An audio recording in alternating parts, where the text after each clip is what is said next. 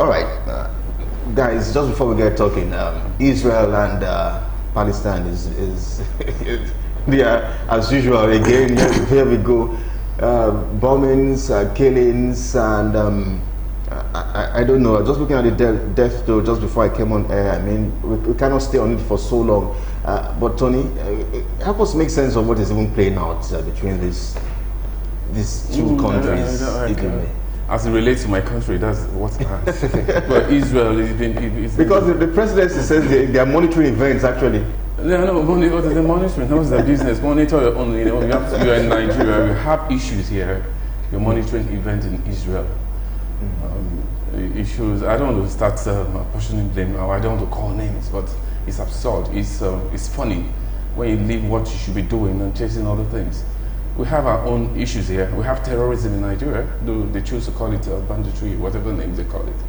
But the fact is that we have our own issue. And what is happening in Israel, we're supposed to, sit down.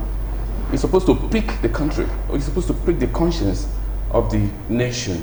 Like all these things going around, this war is going around the country. Because for me, it's war.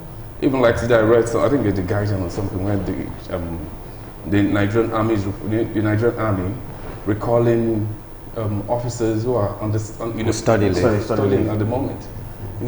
Saying this is war. It's obvious. So while we still pay attention to what happened around the world, the major attention should be here in Nigeria. We are looking at this thing we are taking it like a joke. It's like a joke to us. This is real-time war. Every corner of this country is boiling right now. People are agitating. That for me should be the issue. And taking a cue, from what's going on, because war is not a tea party.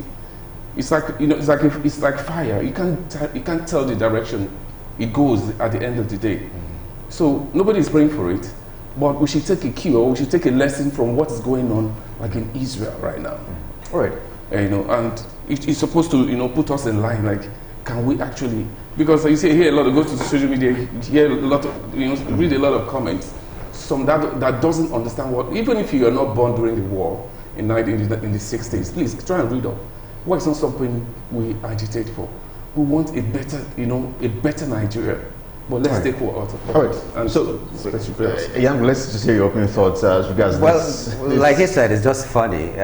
Apart from what is happening in Israel, our own president also has said that he will help Chad to stabilize, because it takes who has something as the big brother, I must add. Well, the big brother that doesn't have what to give cannot promise that he's going to give heaven and earth. But that is it. We are the giant of Africa and all that. But we are. Another funny thing is, maybe not so funny, is that if we were in a situation that Israel is, the Israel that especially the Christendom looks up to, and people talk about them being the nation of God, we in Nigeria, all we do is pray and hand over our problems to God and cast and bind and all that. If people if we have external aggressions coming into Nigeria, how prepared are we? This nation that was earmarked by God himself was prepared, even though we don't support what is happening right there, but they were prepared. So like he said, what lessons are we learning from what is happening?